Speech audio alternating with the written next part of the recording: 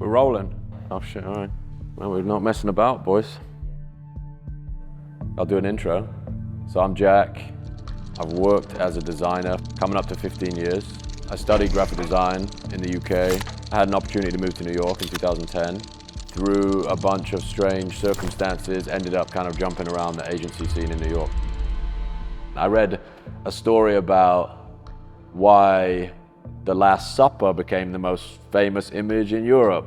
And it had way more to do with the infrastructure for printing than the image. Like the aspect ratio of it, I think, was more replicable than the portrait or the triptych. So obviously an amazing piece of art, and commenting on culture, society, like the images that represent the way people like decipher the world. But there are also all these other factors around the distribution of the image that made it what it was. So Visualized Value originally started as, now I call it art in hindsight, but at the time it was more of a way to demonstrate the type of work that I wanted to be doing for other people. And it was still almost a cleaner version of the agency business, where you have a very specific skill set that you can express consistently by putting media out into the world. And that basically led to a better version of that model, where because the work I was putting out was so consistent, people identified with that, and I would then partner with people who actually wanted the thing I was producing. It's like a flip in the way the mechanics work. In the agency business, you're trying to convince somebody to do something. And when you have a body of work out there that resonates, they're trying to convince you to work with them. I used to have this debate in my head when I was in the agency business, where there's distinction between art direction and strategy, or art direction and copywriting, and you would have people in very specific camps in those worlds where I'm an art worker, right? I make something look a certain way. And then you have strategists, writers, people who would consider themselves idea people. And the feedback loop that I loved the most in that world was sitting in a room for 4 weeks to try and come up with one line or one image or one that just compresses everything and solves the creative problem that you're trying to solve. That to me feels especially the internet being the canvas, where you have way more of a opportunity to build bottom-up consensus than distribute through a gallery, for instance, that has this, transferable clout, where it's this is a good idea because we say it's a good idea, versus this is a good idea because 10,000 wallets minted it in 60 minutes. And that was actually a realization I had with checks. There was more pieces minted by a factor of 16 than there were likes on Twitter, which you would never. It's huge chicken and egg situation, right? It's is this expensive because it's good, or is this good because it's expensive, or vice versa? Maybe expensive is the wrong word there. It's is there economic energy surrounding this because it's universally recognized as good, or vice versa? I think one of the things I've honestly appreciated about Zora's language around how to approach Ethereum as a medium is almost a sketchbook. A lot of the market dynamics in, euphoric times 2021, I think it led a lot of artists to kind of really limit what they would express on that medium, right? You'd say, I'm only gonna mint 5 pieces a year or 6 pieces a year, whatever. And this is completely a game of networks. It's even if you're creating amazing stuff, if you only have that distributed among 5 people, it's really, really difficult to find traction. And this idea of just lowering the barrier to entry for people to participate in your work, in your art, in your the group of people that you have who have coalesced around the work you've been doing, to me is a fundamental shift that I would like to see happen. I'd like to see more of is I don't know, these are inherited economics from old world art, right? Where the last sale price of your art is basically the cap on your career.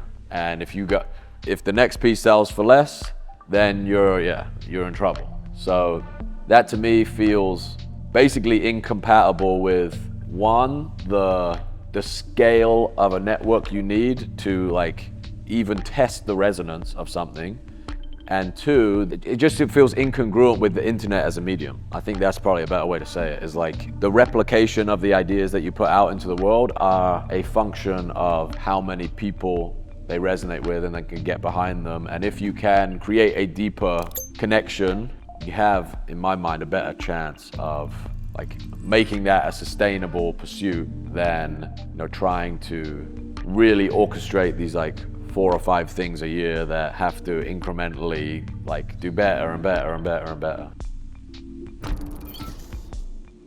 I'm strongly lean into the idea that ideas have people, for sure. You're basically an antenna and you're pulling in all of this signal, remixing it and sending it back out. There's no, it's no coincidence that like a lot of amazing creative people are DJs, right? And play with music and like compose time and space. It's interesting because maybe it is a reflection of the infrastructure in some way too. Like I think music especially is like that idea of remixing or replaying or recombining music is so much more acceptable because there's like a vehicle for the original artist to capture the value of that thing, right? Like somebody popular does a remix of your song, very, very likely that the original drafts off that and gets way more exposure. And we don't really, or we haven't until recently, had that dynamic in the visual art world, right? There's no relationship set up between those two things. And that's like, even thinking forward about where the infrastructure goes, I think there will be this like referential quality to like on-chain art where this inspired this, inspired this, inspired this, and there are these connections flowing back and forth, and they all kind of become a stronger system as a function of like making those connections. I wrote this the other day, somebody probably said this before me, is like this idea of provenance being a cumulative thing. A real example of this, when these couple projects took off earlier this year, a lot of interest, attention, and capital went back into like pieces of work that I'd minted years before that. The ability to discover an artist's body of work and like what led them to the thing that you're seeing now, and even give you a greater understanding of why they produced it or why it might be even more thoughtful than you originally understood it to be. There's a difference between minting an image that resonates from a fresh wallet, right? And that same image coming from somebody who's been like dancing around that idea for 3 or 4 years and finally found a way to encapsulate it in a way that resonates at way broader scale. And I think the old, and I fall into this trap too, is like the preciousness of minting a piece of work still feels like you have to get this thing to X. It has to be like the gallery wall, right? And I think we lose a lot of, well, there's just so much that is getting lost in having that be the bar for work that gets preserved or ideas that get recorded in that way. Because again, it's this scarcity or the like thinking about this in terms of supply and demand rather than a record of work. I've always thought of this as strange from back in the agency days, this idea that you're doing all this work, but you don't show any of it. You just show up and like, here's this final thing. And for your art career to be sustainable on the internet, in my view, like, it can't just be about the thing that comes out of the process. The work that you're already doing to produce it, there's obviously work in converting that into something that goes out into the world, but finding a medium that lets you express that in real time, for me, is writing. It's like, here's a decision I'm weighing up between this and this. Doing that publicly has, I think, become definitely a part of the work itself. I guess it's a decision on how to frame the work, but it's also maybe a shift in defining what is actually the work. What we're doing right here, right? Like, we're filming this thing.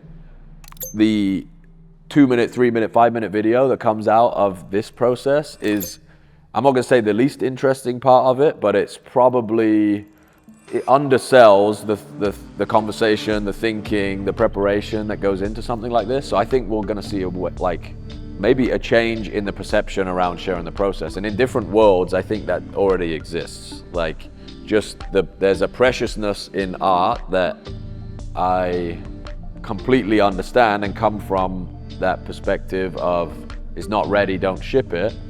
Like, the final piece isn't ready.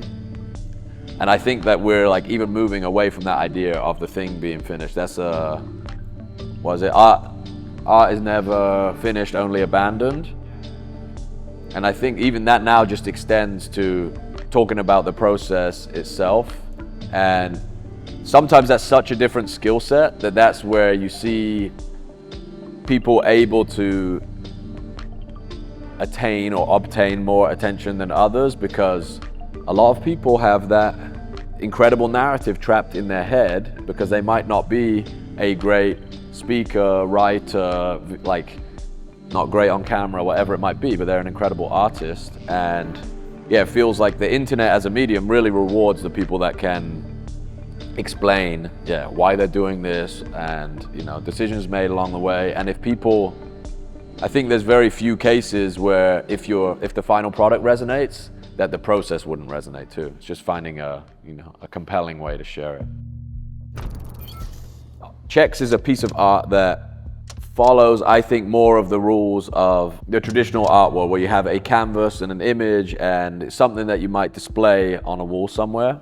And this is playing with a bunch of different themes from the formats that made NFTs global news phenomenon. So it's an avatar project. It's a really simple geometric outline that can basically be generated infinitely. You can pull in any combination of keywords that reference visual consciousness and re-render this thing, but everybody's going to recognize the outline, whether it's rendered in pink fur or like pointillism style. So playing with that idea of who is creating that thing. If I'm the author of the format, which was also informed by a bunch of other formats that I've been exposed to, and create that as a canvas for people to remix, the thing that I'm weighing up and trying to explore now is how much agency does somebody have over the token? There's 16,000 of them, just short of 16,000 of them, and my current approach is to render 16,000 of them myself individually, which is also like a commentary on hard work in the age of AI, right? Like, that's not quick to go in and like manually do that. If they take, I think I did the math on this, if I'm doing 10 minutes per piece for 16,000 pieces, it's 300 days or something. It's a lot, it's a long time. Even while I'm working on it right now, like the rate at which the ability to generate the images is changing. It's like, do I go back to the start and start at one, or do I, basically mint these in sequence? So here's the tool I'm using to generate the first 100, and then if it takes me a year to make all of them, then the first 100 are indicative of where the technology was at that time, and the last 100 look completely different, but have that unifying, they still reference that original geometry.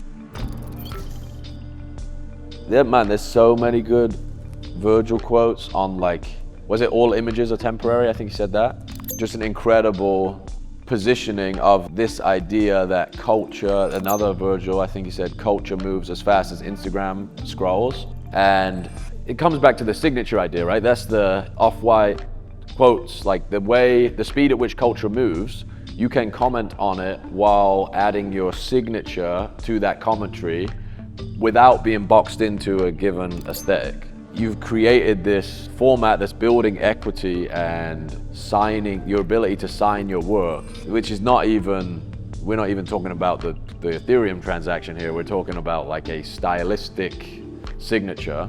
But it does feel to me like that attitude or that positioning of images as a temporary thing really just positions the image as like an output of the process, and the process is the art, right? Like, they're artifacts of you just pursuing an idea, or you like pursuing your curiosity publicly for years, decades. How do we continue to like poke at this question and keep exploring the idea of, one, like what is an NFT?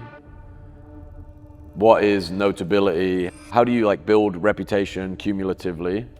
And yeah, just thinking through ways to use Ethereum as a canvas to basically explore that question. So it's evolved now into something that's more nuanced than the first piece. But yeah, it's been a trip working on it.